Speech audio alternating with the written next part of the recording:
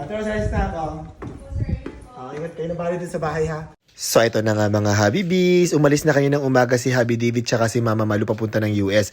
Ngayong hapon ako naman ang pupunta ng Singapore. Kasama ko yung mga friends ko kasi saktong long weekend, ang daming holidays ngayong linggong ito. At eto na nga, waiting kami dito sa gate para sa boarding. First time ko palang sasakay ng Singapore Airlines. Paminsan-minsan okay din na magkahiwalay kami ni Habi David para naman mamiss namin ng isa't isa, diba? Char. Maganda rin kasi sa relationship yung nakakapag-spend ka ng time with your friends or with your family. At maya-maya nga lang, eto, nakarating na kami sa Singapore. Last kami pumunta ni Habi David dito noong 2019 before pandemic. Kaming dalawa lang ang magkasama nung time na yon. At sobrang ganda talaga ng airport nila dito, one of the best as in. Tumambay muna kami dito sa airport para hintayin yung iba naming friends. Magkakaiba kasi kami ng flight, nakakaloka. At nung kompleto na kami, nag-taxi na lang kami papunta ng hotel kasi ang hirap mag-train kapag may bitbit ka mga luggages, diba? Aminin nyo yan. Pagkarating namin ng hotel, niligay lang namin yung mga luggages namin tapos dumiretso na kami ng dinner. Dito pala kami kumain sa isa sa mga sikat na dim sum restaurant. Ang Sweet Chum Dim Sum Restaurant located sa Jalang Besar. Highly recommended to ng mga friends namin kaya dapat puntahan talaga siya.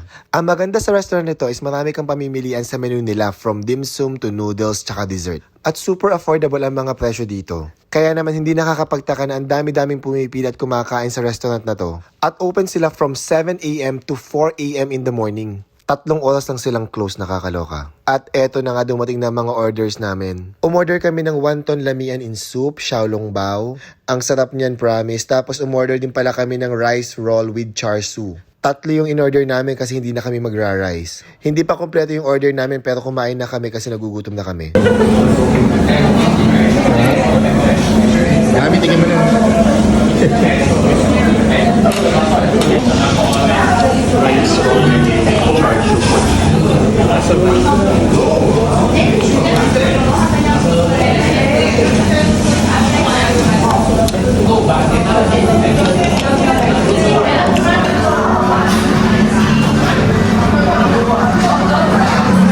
Mainit yan.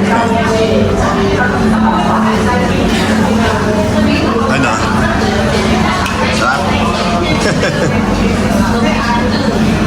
Dumating din itong bagong luto na fried prawn dumpling na napakasarap. Sobrang siksik yung laman sa loob tapos napaka-juicy niya. At para sa dessert, kumain kami ng Portuguese egg tart tapos umorder din kami ng bean paste bao. Hindi ko lang nakuha ng video. And after a few minutes, eto, grabe, busog na busog kami. Hindi na nga namin naubos yung ibang in-order namin. Nakakaloka. Pero super sweet ang pagkain dito at napakasarap pa. Kaya itry nyo i-visit pag naligaw kayo dito sa Singapore. Affordable din kasi ang mga prices dito. Ito pala yung aming bill for 5 packs. Plus additional service charge at saka GST pala yan.